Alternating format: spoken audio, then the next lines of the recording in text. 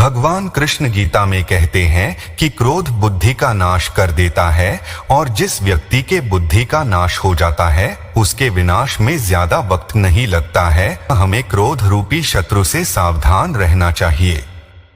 कई बार व्यक्ति क्रोध में आकर कुछ ऐसे वचन बोल देता है जिसका पछतावा उससे जिंदगी भर भुगतना पड़ता है।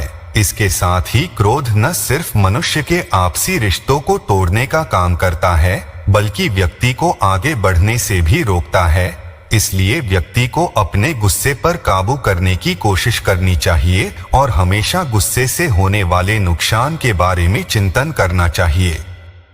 क्रोध हमें उन लोगों से भी दूर कर देता है जो लोग हमें सच में मानते हैं। गुस्से की आदत बुद्धिमान लोगों के लिए भी परेशानी खड़ी कर देती है।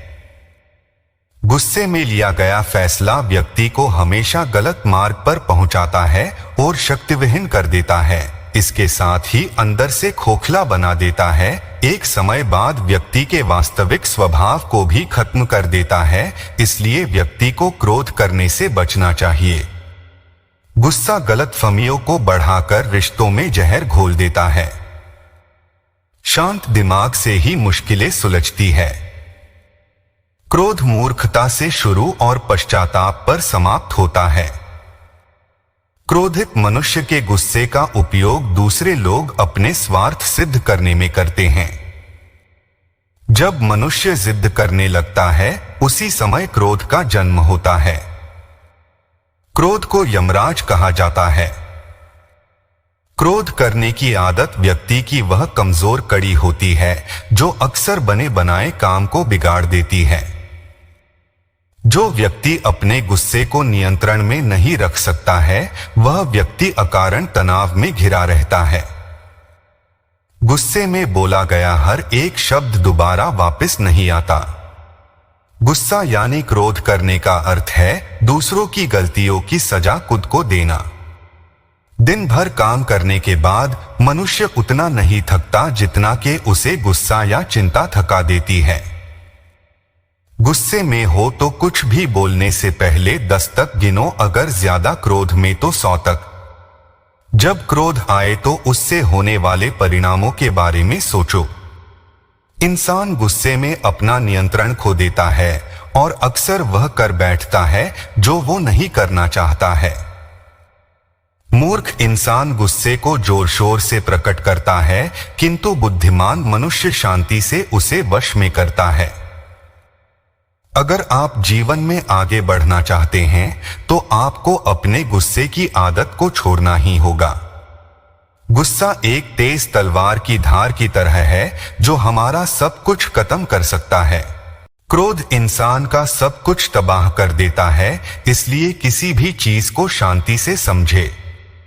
क्रोध एक ऐसा भाव है जो कि मनुष्य के पतन का कारण बन जाता है। जो व्यक्ति ज्यादा क्रोध करते हैं वे अपने जीवन में मिलने वाली कई उपलब्धियों से हाथ धो बैठते हैं। इसलिए मनुष्य को अपने क्रोध को वश में करना चाहिए या फिर क्रोध के समय कटु वचन न बोलकर खुद को शांत कर लेना चाहिए, क्योंकि सिर्फ मौन रहकर ही क्रोध को नियंत्रित किया जा सकता है। गुस्सा करने वाले लोग अक्सर जीवन में कुछ भी बड़ा नहीं कर पाते हैं। ईर्ष्या और क्रोध से जीवन का नाश होता है। अगर आप सही है तो आपको गुस्सा होने का कोई हक नहीं, और यदि अगर आप गलत है तो आपको किसी पर भी क्रोधित होने का कोई हक नहीं बनता। यह तो हम सभी जानते हैं कि क्रोध में बोले गए वचन या क्रोध में उठाया गया कदम हमें हमेशा असफलता की तरफ धकेलता है। इसलिए हमेशा खुद को शांत रखने का प्रयास करना चाहिए, क्योंकि क्रोध जीवन को कठिन बनाता है और मनुष्य के अंदर बदले की भावना को प्रबल बनाने का काम करता है, जिसका खामियाजा उसे बाद में उठाना पड़ता है। जबकि क्रोध एक स्वाभाविक प्रक्रिया है जो कि हर मनुष्य के अंदर अपने आप उत्पन्न होता है। जो व्यक्ति अपने क्रोध पर कंट्रोल करना जानता है वो ही अपनी जिंदगी में सफलता हासिल कर पाता है। गुस्सा एक प्रकार का पागलपन होता है। क्रोध को हराने के लिए मौन सबसे अधिक सहायक होता है।